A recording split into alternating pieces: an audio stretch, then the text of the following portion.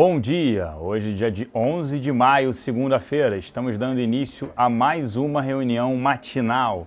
Hoje o destaque aqui no Brasil fica por conta do relatório Focus e também do IGPM. O IGPM veio abaixo das expectativas, uma alta de 0, a primeira prévia, uma alta de 0,51, a mediana era 0,52, obviamente levemente abaixo das expectativas. Já o Focus, eu vou destacar aqui alguns pontos principais. IPCA 2015, alta, mesmo com os números na semana passada mais fracos do que o esperado, o IPCA subiu de 8,26% para 8,29% em 2015. Já para o ano que vem, ele começa a arrefecer. Ele caiu de 5,60 para 5,51. Já o PIB aumentou a expectativa de retração esse ano de 1,18 para 1,20. Ano que vem o PIB segue com uma projeção de alta de 1%. Selic não se alterou, 13,5% para esse ano, 12% para o ano que vem.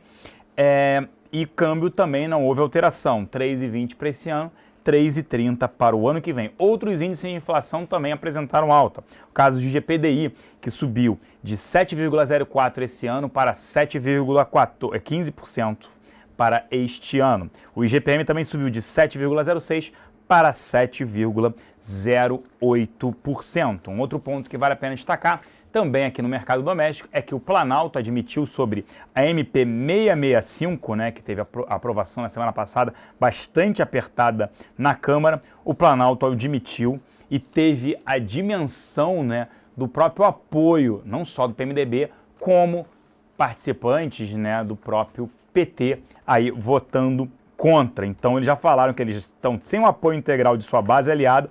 A Dilma irá fazer negociações pontuais dos projetos do ajuste, o que amplia ainda mais o risco de derrota e aumenta o poder de barganha de PMDB e outros aliados, PT, dentre outros, mais uma vez.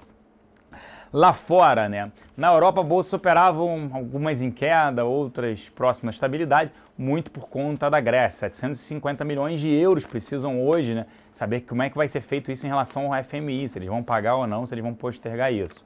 Já, por isso as bolsas na Europa operam em queda por conta dessa preocupação em sua grande maioria.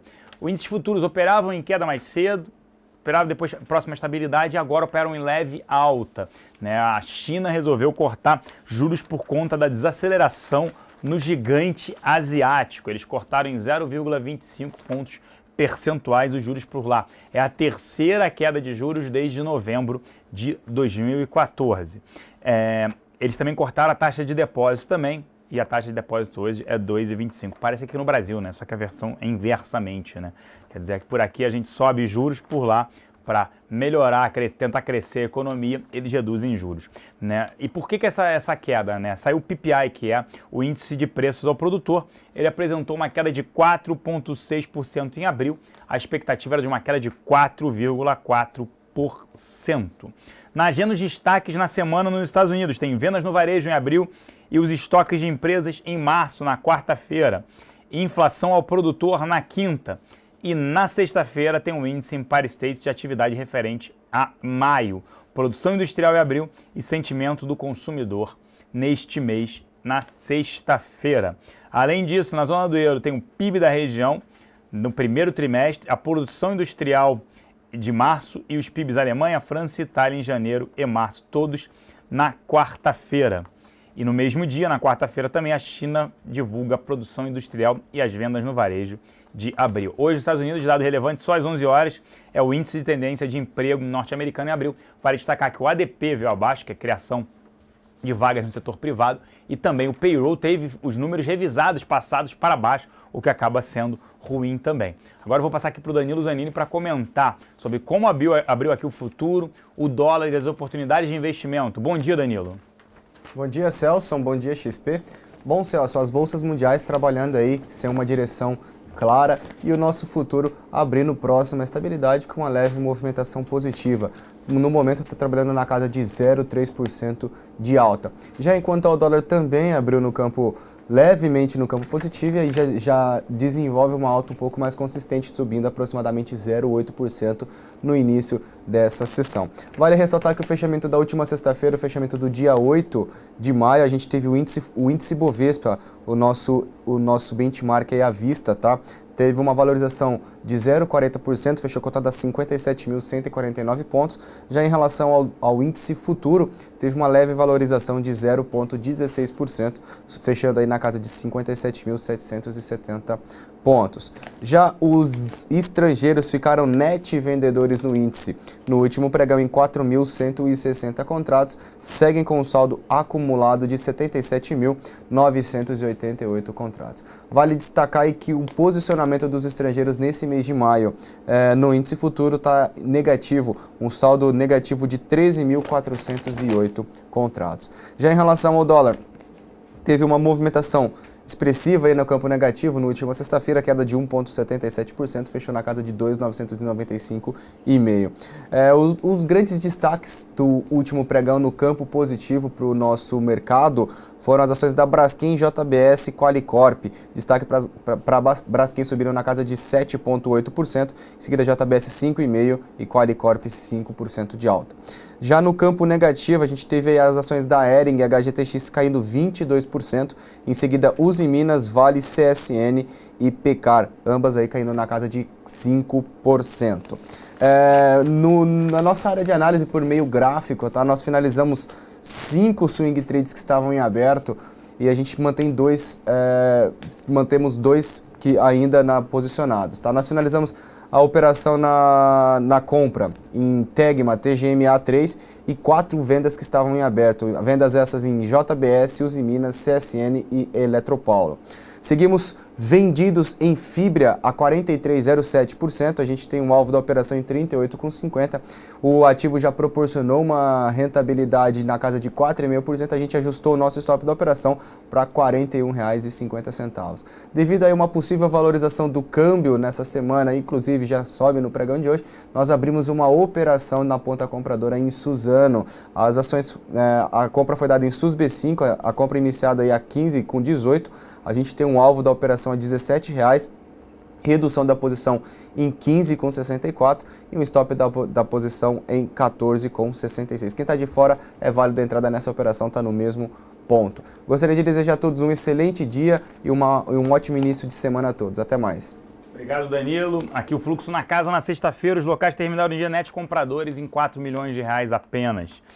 Eles compraram Itaúsa, Croton, Zin5, VEG e BR Malls. Foram vendedores de Vale 3, Hering, HGTX, Ambev, Itaú e Petro 3. Nas duas pontas, Petro 4, Ultrapar, Banco do Brasil e Vale 5. Já os estrangeiros foram net vendedores em R$ 6.400.000. Eles compraram Marfrig, Dufry, né, que é DAGB33, CETIP, Lynx, Bradesco 4, já na ponta vendedora, Itaú 4, Ambev, CPFE, Copel e Ultrapar 3. Nas duas pontas, Braskem. Vale destacar na parte de empresas, essa semana tem na sexta-feira o último dia, né, para divulgação do balanço, expectativa de divulgação do balanço da Petrobras. A expectativa é em relação à dívida da companhia. Lembrando que a dívida da companhia no final do quarto trimestre desse ano, atingiu os incríveis 350 bilhões de reais. É a maior dívida corporativa do mundo, sendo que 72% da dívida está atrelada à moeda estrangeira e no primeiro trimestre o dólar subiu na casa de 21%. Obviamente que isso afetará aí os resultados da companhia. Em relação ao segmento de abastecimento, né, diesel e gasolina, tem havido um resultado bom, porque houve um aumento no início de dezembro e o preço, né, da gasolina e diesel até meados de fevereiro, a paridade, né, o preço aqui estava com um prêmio em relação a lá fora. E isso deve ser positivo para o resultado da companhia. Mas o grande foco dos investidores e analistas do mercado é sobre o endividamento. Como é que vai ser a dívida líquida sobre EBITDA? Em que nível estará? Quanto subiu a dívida? Quanto é que ela gastou de caixa? Quanto ela investiu? Né? Então, qual foi o dispêndio? Esse é o principal foco da companhia. Vale destacar também que saiu hoje na coluna da Folha, na coluna Painel, uma informação que, se vocês lembram, né, há coisa de 3 semanas atrás, um mês atrás, o ministro de Minas e Energia, Eduardo Braga, ele havia informado que poderia rever o modelo de partilha. A gente falou aqui que essa seria uma notícia positiva. Por quê? Porque a Petrobras é obrigada a entrar com 30% desde 2010 nas novas licitações dos blocos de petróleo no pré-sal. Isso foi uma mudança. Ah, a Petrobras ela ganha o bloco. Não, ela tem que pagar 30%. Então o bloco custa 5 bilhões de reais, ela entra no mínimo com 1,5 bilhão. E aí de 2007, quando foi descoberto o pré-sal, até 2010, em 2010 começou-se a licitar novamente os blocos de petróleo, por conta desse modelo de partilha e por conta da obrigatoriedade do conteúdo local, né, o conteúdo nacional, a compra de produtos feitos aqui no país. O ministro de Minas e Energia, Eduardo Braga, havia falado que poderia modificar isso e na semana passada, na segunda-feira, a ANP também, a Agência Nacional do Petróleo, falou que isso seria interessante, essa mudança. O governo vem arrecadando menos royalties do petróleo porque a produção total do Brasil não cresce, porque você não licita novos blocos de petróleo. E se a Petrobras está endividada desse jeito, você não pode voltar a licitar se você não mudar ou modificar o modelo de partilha. Foi isso que pensou o Eduardo Braga, ministro de Minas e Energia, e a ANP. Vamos continuar crescendo a produção de petróleo no Brasil? Sim, mas a gente não pode mais contratar com a Petrobras, porque houve um rombo de 60 bilhões de reais. Esse rombo que a gente fala é subsídio de preço para gasolina e diesel durante início de 2010 até final de 2014, desvios, má gestão, incompetência, tudo isso. Então a Petrobras, se tiver uma licitação, ela não pode entrar.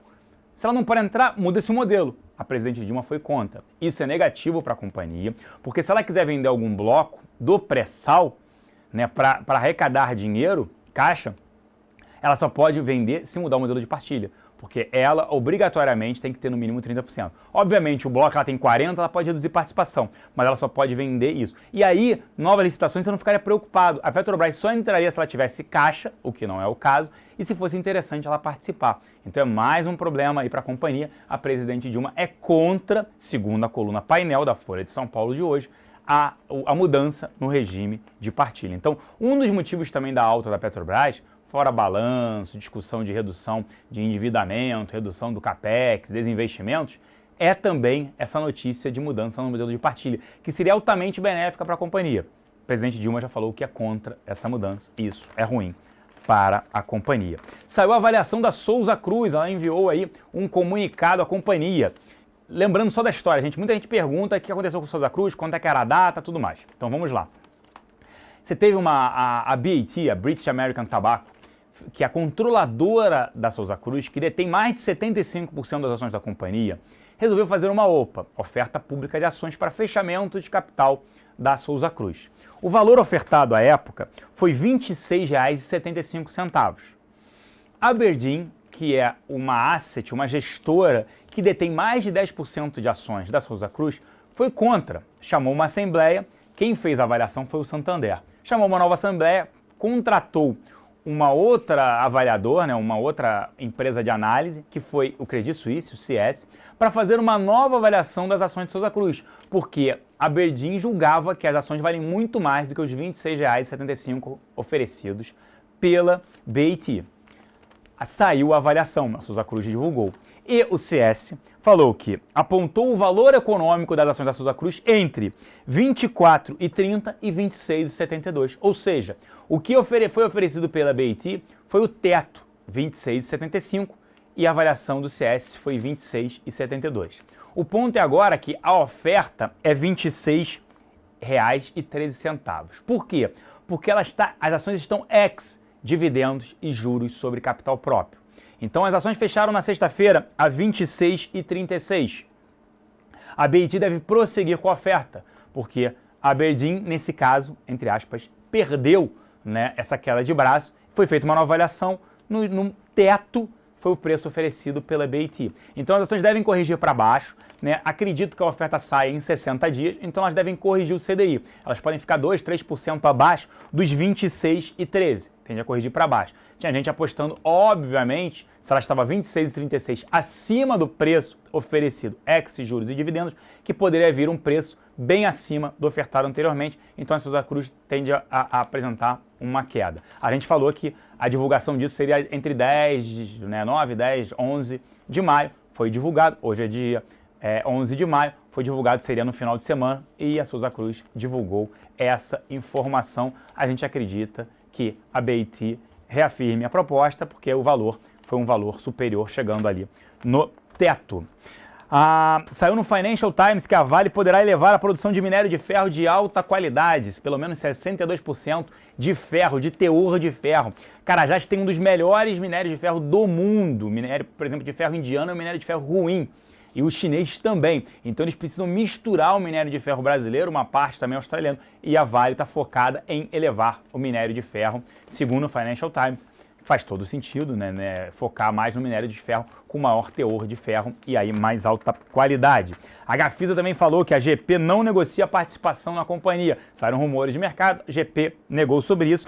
E a PDG, né, o seu presidente, deu entrevista ao Estadão, jornal Estadão, dizendo que a receita da companhia para sobreviver em períodos de crise é reduzir custos. A gente está vendo isso. O PDG vem lançando menos, vendendo menos e aumenta o número de distratos.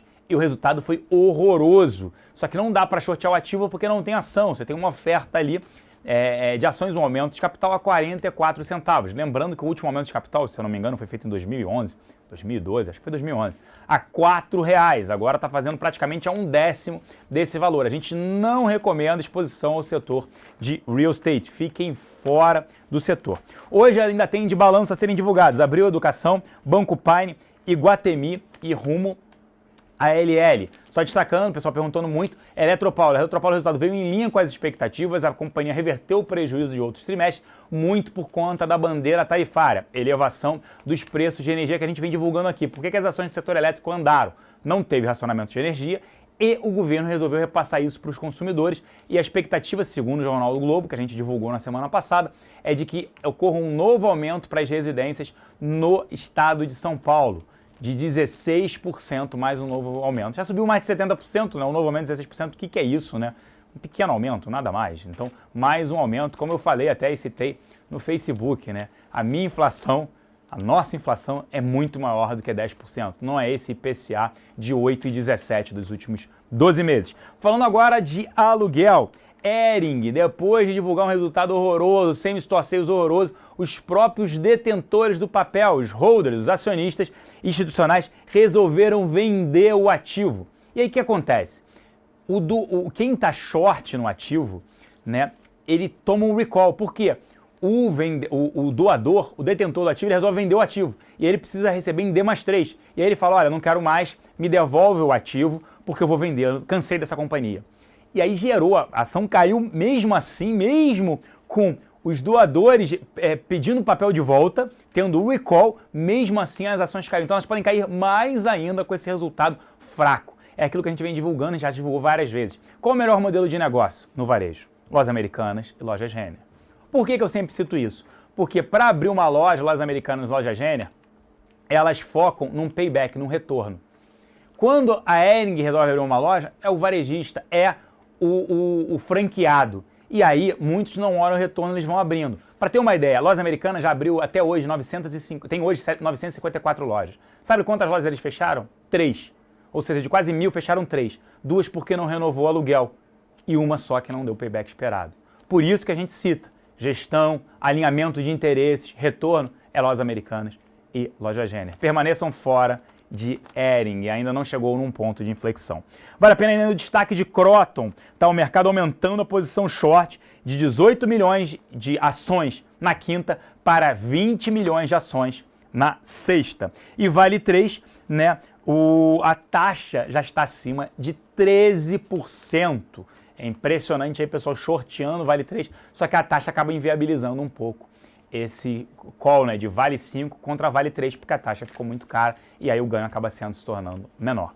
Lembrando que hoje nós temos o nosso UFC, carteira Top Pick, e carteira também short, recomendada para a gente falar um pouco sobre isso, um pouco sobre o mercado, dentre outros assuntos. Um grande abraço, um grande início de semana a todos e aguardamos todos no UFC. Um abraço, até lá.